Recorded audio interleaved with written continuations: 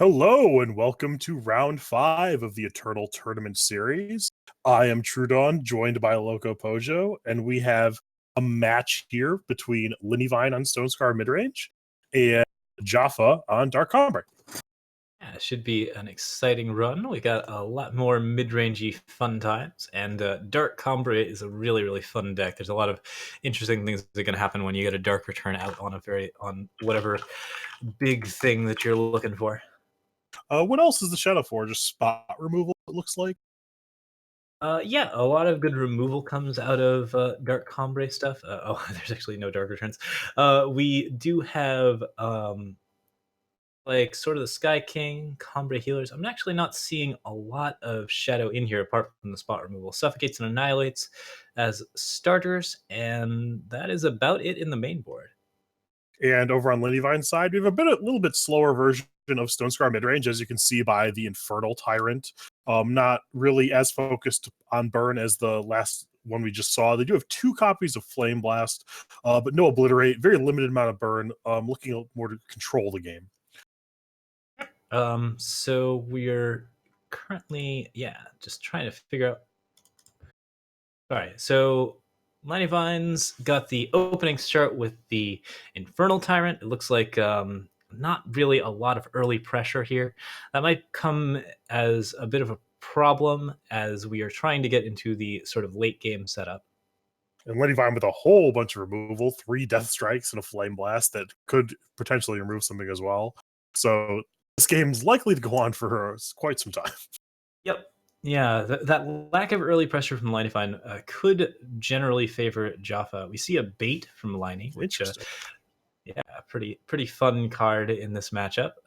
Does have to run the risk of getting Desert Marshaled or Valkyrie Enforcer, but if you can find some way to appropriately kill it or devour it, then you can actually get a really big unit out of that and a lot of advantage. I'm actually looking through Linyvine's deck list, and it looks like the only way he has to kill bait himself is the Infernal Tyrants, or possibly his own Var's favor. Yeah, well then it's definitely going to be a bait probably played on 5 and then Infernal Tyrant on 6.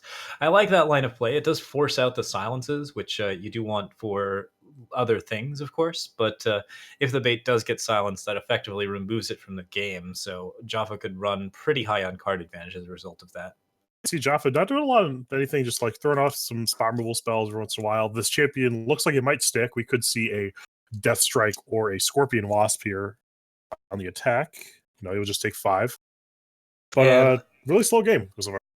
Yeah, this is the strength of the mid-range lists here with Infernal Tyrants is that you have so many units that are hybrid colors and pretty much have to be dealt with cards like Deathstrike or Scorpion Wasp that really blanks a lot of the other spot removal like Suffocate and Annihilate, both of which are in Jaffa's deck. So there's not that many options for Jaffa to be playing here, and he is getting into a great Parliament on 8, while Linyvine is still lagging pretty far behind. Linyvine is certainly putting on the pressure now. We see the Death Strike come in to take the Owl, and I would have liked to see an attack first, just to, if they double block, you can then blow it up. You see a Desert Marshal heal so like no way Linyvine could have done that, would have resulted in the champion living. They could have missed out on a little bit of gamesmanship. Potentially, Linyvine could have used the Flame Blast to kill the Great Parliament Owl. It's curious if he wants that for later, or if he's just looking to save it for like the big burn spell at the end. He's got the Infernal Tyrant as an option. He could try to play bait first, and it looks like he is going to go for that. Yeah, after seeing the first Desert Marshal, he's a little more inclined to play the bait. It's a little less likely to get silenced, and then just using mana efficiently, getting the Steward of the Past back from the Dark Return. We'll see if they actually get to untap with this bait, because if they do, the Infernal Tyrant is bringing along with it a Steelbound Drake. Jaffa not attacking, meaning he does not have the Valkyrie Enforcer. If he chooses to not do anything here, Infernal Tyrant is in fact going to get a 7/7. That is actually a really significant swing, playing essentially a 5-cost 7/7 and a 6-cost 6/6. Casual 13 points worth of power and toughness, and gaining 2 life for value.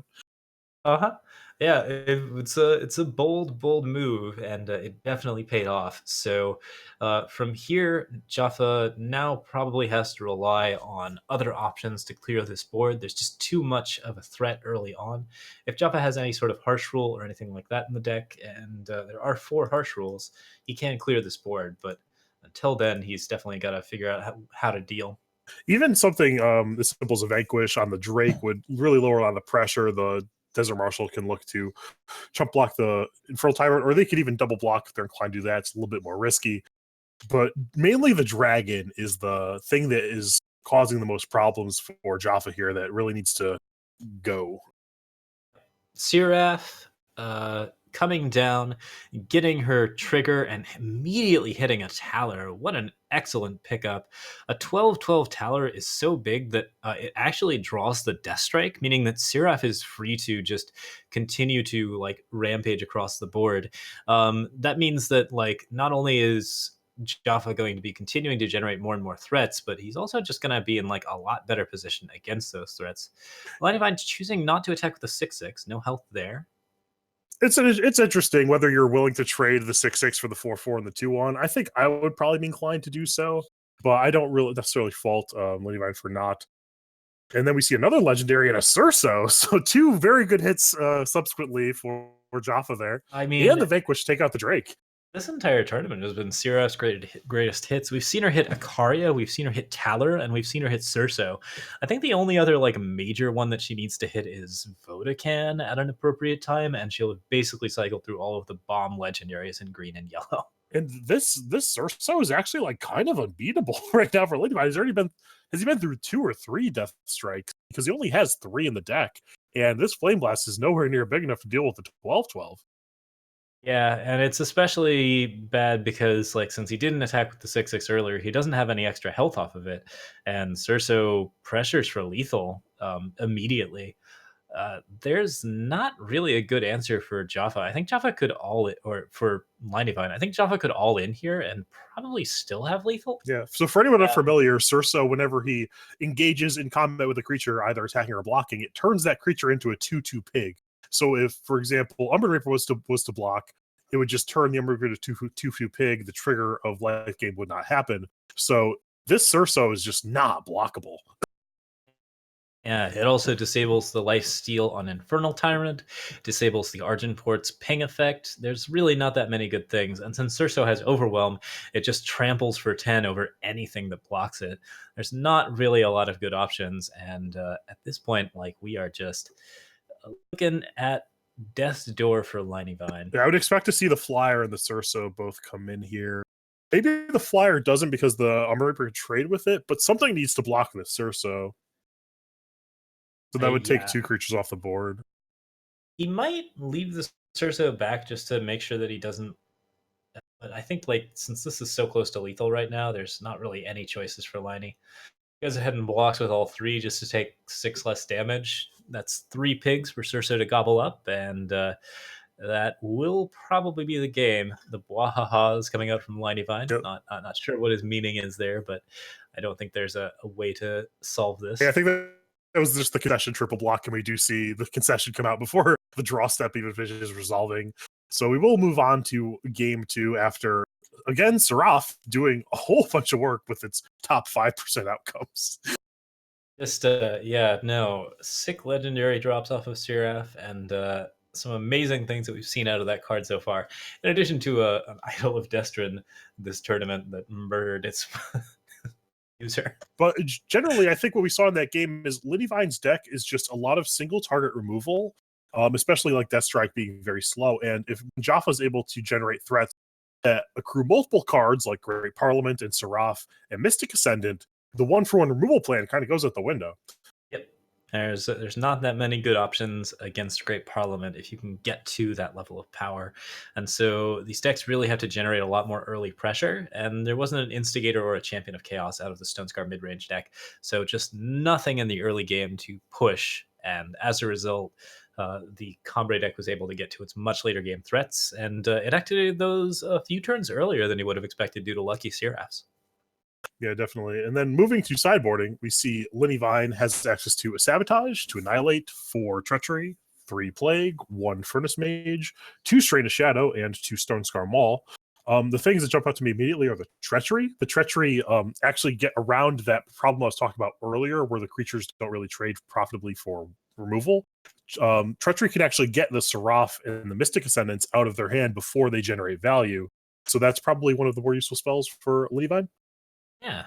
In the meantime, on the side here, we for the Dark Combre list, we have Sabotage and Vanquish. We have 3 Copper Hall bailiffs, 3 Decays, 2 Stand Togethers, a Healer's Cloak, and a Passage of Eons. I don't know what all's going to come in here. The Vanquish tends to be pretty useful against most of the larger threats of the Stone Scar mid-range deck, but the bailiffs aren't really likely to be all that useful.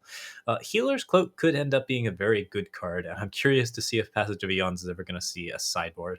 Yeah, I'm lukewarm on most of the sideboard for this particular matchup. The Healer's Cloak does stick out, something that's probably useful. Vanquish as well. Outside of that, maybe you could bring the Stand Together because your opponent is so removal heavy, but it's like a 3-mana protect effectively in this game. That's probably not worth it. So I'll be interested to see how Jaffa chooses sideboard. It can be nice if you get into the right situation, but yeah, I'm curious about this Dark Cumbre list in general. There's really like the shadow is all in the like first power and the second power drop. It's Suffocate and Annihilate, and I don't see anything else in Shadow. So normally your splashes don't usually start at the beginning of your curve, but Jaffa's choosing to use that Shadow to secure some early game presence so that he can get into his late game, and I think that's a Yes, really interesting play. it's very, very odd to see a deck like this splashing Shadow and not even playing Steward of the Past, not any like Sabotage. Sorry, like last word I guess is 3 Shadow, but it's one of the better payoffs for being Shadow in the late game. Steward of the Past is the big one that is confusing. Yeah, it's a very very interesting. Like the sideboard doesn't even have that many shadow cards, so like it's curious as to how much that splash is needed and whether or not it's really helping Jaffa out. It certainly seemed to do just fine for him this game since he got into all of his big Combre stuff anyways, but he didn't actually have to remove that many threats. Yeah, it's interesting to see if the cost he's paying in his mana base is worth the payoff. But here we go, moving into game 2. Linyvine with a very removal heavy hand. He's not going to be doing it through back for a while, and if this removal doesn't line up well with what Jaffa is doing, Linyvine might be in trouble. Yeah, Linyvine has appropriate power here, but desperately needs to draw again some form of pressure to get Jaffa on the back foot. Right now, his hand is entirely answers, and answers will last until all of the cards in his hand are exhausted. But Jaffa is always playing a threat that's going to demand an answer, and once those answers are gone, Jaffa is going to be playing even bigger threats that generate 2 cards like Seraph and Great Parliament, and those things are also going to require answers, which Linyvine just won't have. Yeah, you generally don't want to be in the position where you can't punish your opponent for playing turn 2 Find the Way, play depleted power. Like Jaffa's just over there spinning his tires, and Linyvine can't do anything about it. He's just sitting here with a handful of removal, hoping it lines up correctly.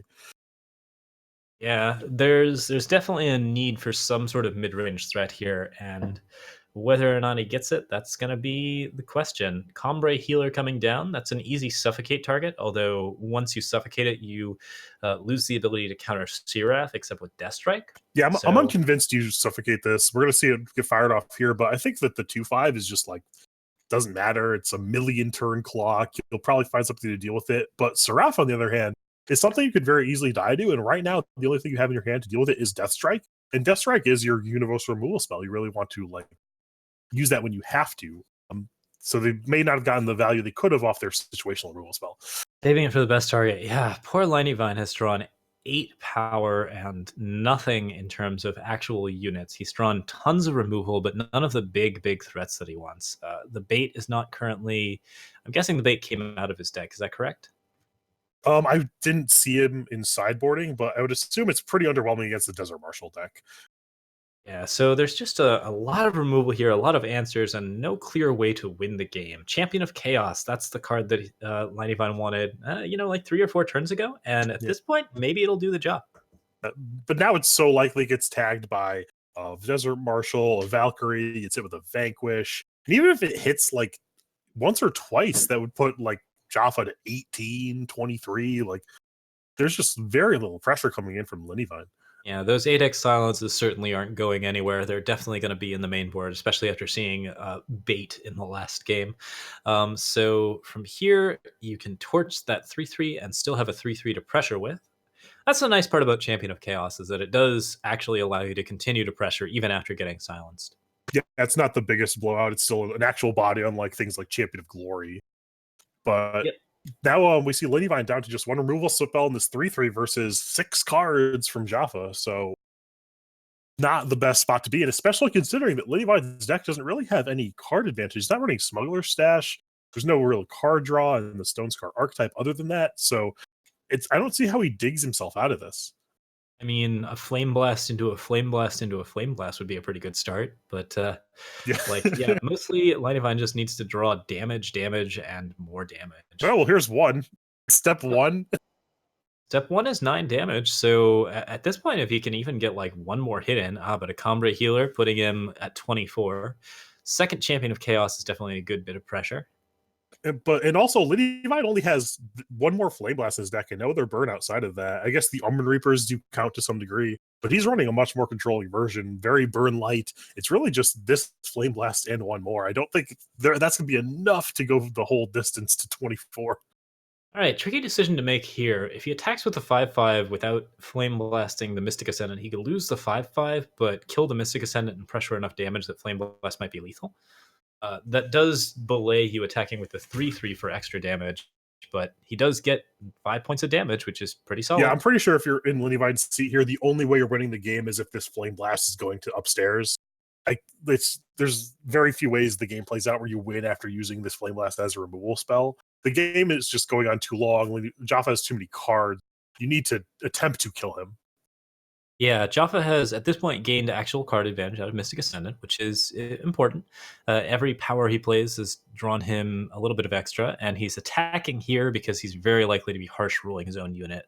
So the champions have presented enough pressure that Jaffa is forced to incur a little bit of negative advantage here, even though he's drawn the cards that he needs. Oh, but no, Seraph comes down. He's going to continue to try and guarantee the game through that sort of pressure. Umber Reaper is a good draw here. It represents direct damage to face. So if this champion can connect and the Umber Reaper triggers, that's actually lethal. Or one short, right? No, it's lethal. Yeah. Yeah, I think like champion connects here. A harsh rule doesn't quite do it. Desert Marshal, however, on the Umbran Reaper is Yeah, the Umber Reaper needs to trigger, which it's not going to. Here's the Desert Marshal.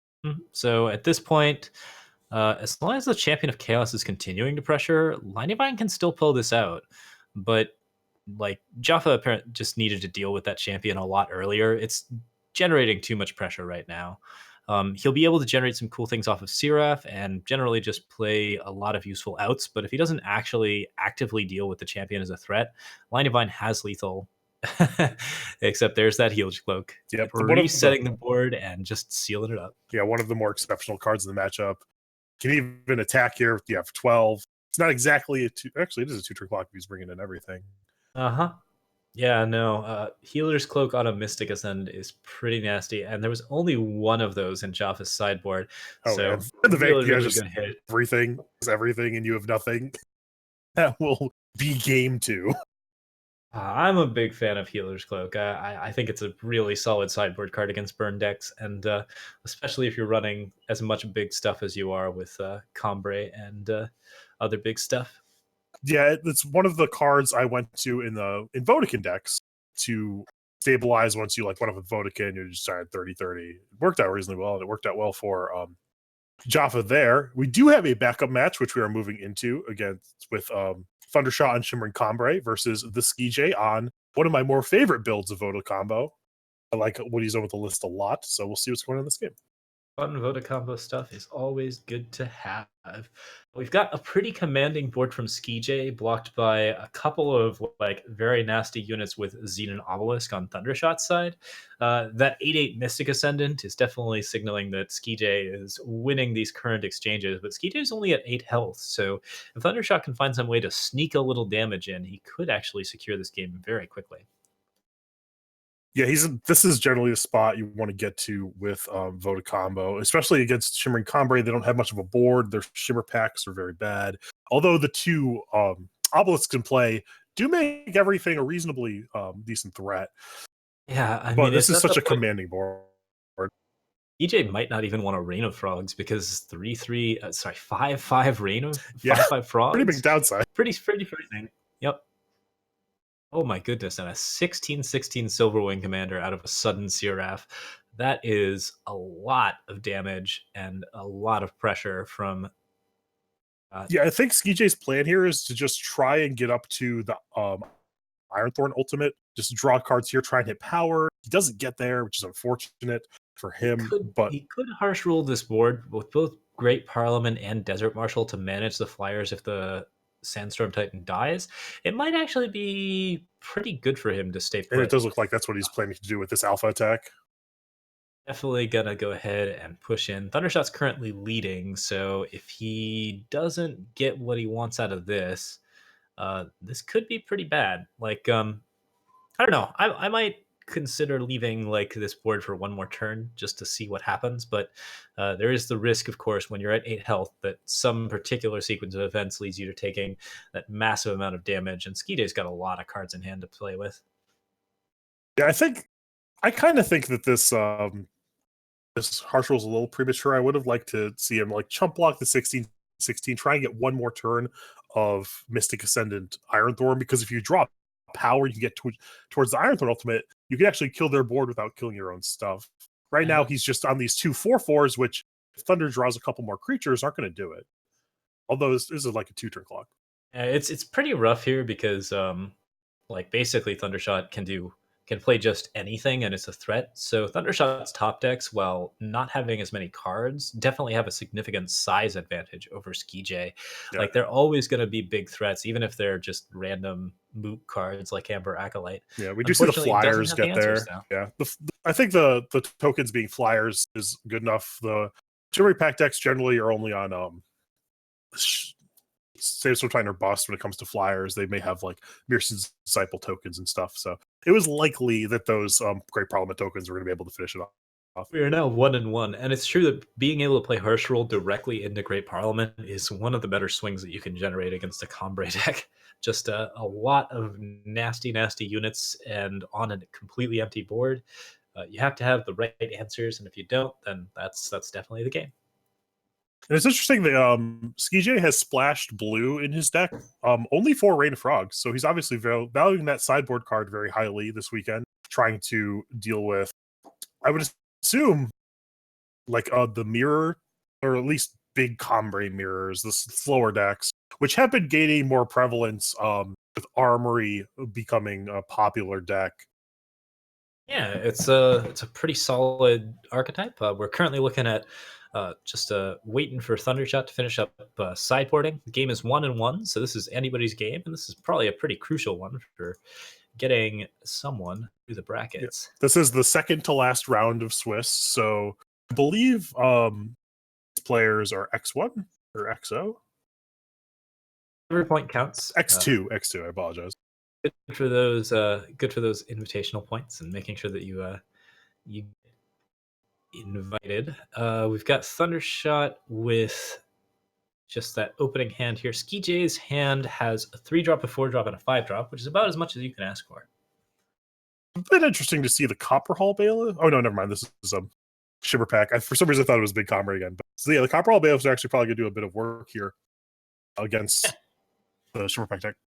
Yeah, Copper Hall Bailiff can completely negate a scouting party, and that can be just crucial. It does have some struggle against Xenon Obelisk, but one of the nice things here is that SkeeJay is actually playing ahead of time. So if he Rain of Frogs and hits the Xenon Obelisk, that's huge for him.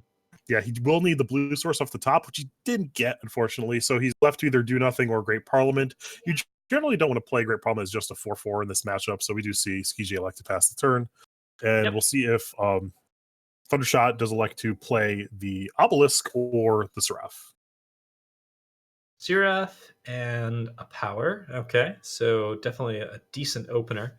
SkeeJay throwing out Desert Marshal and silencing the Seraph immediately. And we'll see if this baits out the Protect. This is actually like pretty relevant because the Protect is insulating him from the Rain of Frogs right now.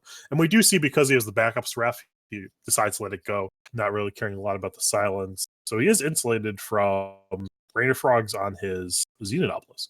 Yeah, so SkeeJay's in a rough spot here. He didn't draw his 5th power, so he can't play Ironthorn or Harsh Rule. He can Parliament here, but it's not terribly efficient. Copper Hall Bailiff is not really the card that you want to play against a Seraph, but I think it's like he's gonna have it's probably his best option. Yes, it's anemic, but I don't know what else he's doing there. Attacking for -1. A Pity that it cannot heal you. Xenon Obelisk makes the Tyler's favorite a 0-3 again, so it still can't attack.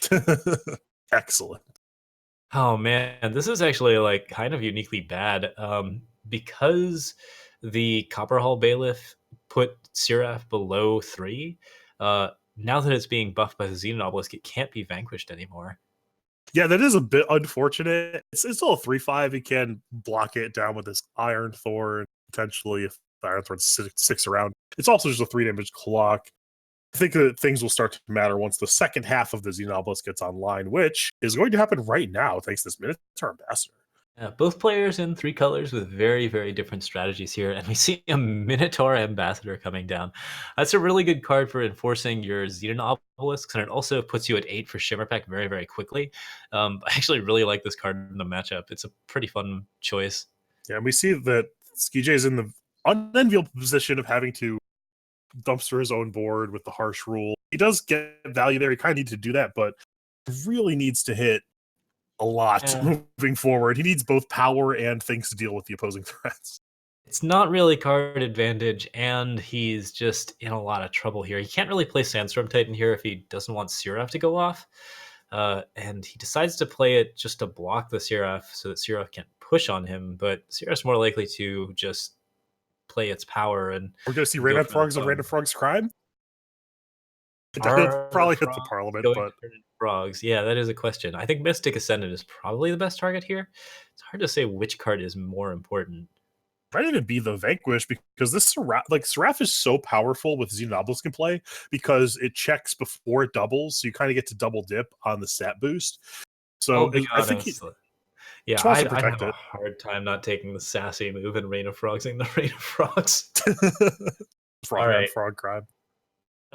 Mystic Ascendant gets the frog, and Mystic Ascendant is no longer. Yeah, we do see that he likes to take the Mystic Ascendant there. If he still has the Protect to check the Vanquish, I think I just would have made it so because the Mystic Ascendant doesn't matter. Even if your opponent draws a power next turn, they play a naked Mystic Ascendant. They say go. Now, this works out okay for TheSkeeJay. Great Parliament, like he can't Rain of Frogs here again, and I'm still actually not sure if Rain of Frogs is all that good against the deck that he's looking at.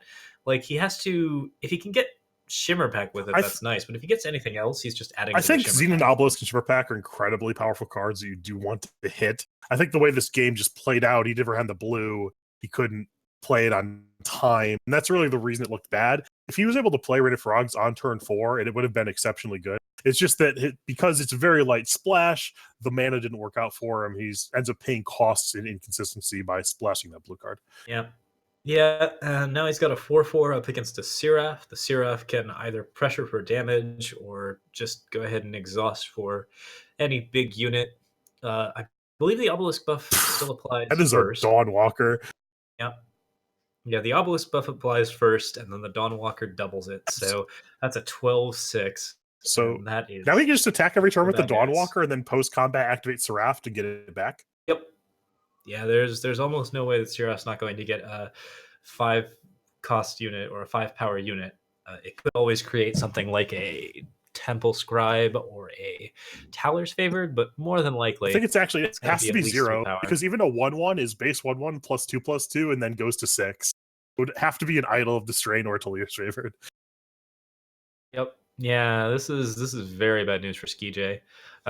So Combre Healer, not a great card in this matchup, just a little bit of health gained. Nothing too special there. And now we've got the 1/1s and the 2/5.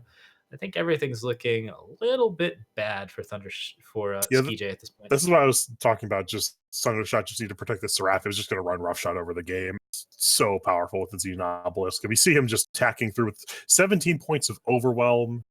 So, like, the Overwhelm alone is lethal, but he has to block this. The 10/10 as well. It's bad news for TheSkeeJay. Yeah, just throwing away those blocks since there's nothing else to do. He's dead next turn unless he draws a Harsh Roll, and even then, it seems pretty likely that Thundershot's in a very strong position. I mean, Thundershot actually doesn't have a lot left. If TheSkeeJay rips a Harsh Roll here, they're back to neutral pretty much. Yeah, he actually is a 3/3 Wasp, which is a 2-turn clock. It's somewhat neutral, but you also have the basic problem of like that Obelisk. Yeah, the Obelisk is always going to make just thing. Very, very threatening. All right, so that is the game. Actually, was that 1-1 or was that game 3? It was game 3. We are. Yep, that was game 3. That was the end of that particular match. So Thundershot picks it up, and yeah, he'll be proceeding on. I mean, like, it's a Swiss, so a couple of extra points there, and we'll see how those two do in if they can either one can make it to the quarters. Yeah, in a 6 rounds at X2, he's like likely on the bleeding edge. That match win certainly helps him, keeps him in the game. He'll have to win next round, see if tiebreakers go his way. But I definitely like Shimmering Combre in this metagame. It's a very, very good choice against Armory. It's really hard for Armory to deal with all of their threats. It's just a powerful deck in general. Xenon Obelisk is one of the better cards in the game. Yep, a very, very strong card. Never really not worth playing in those types of decks, especially if you're playing tokens, that can generate that extra power. And of course, you had Ministar Ambassador to activate it. You had Taler's Favor to make sure that you had the power for it. I think that, like, overall, that deck strategy worked out very well, and Thundershot got his win. Yeah, the Miser's Minotaur Ambassador, there's just one. Definitely came in the clutch there. It's a really powerful card. Most of his deck turns on at 8 mana, so I get it. I like it a lot.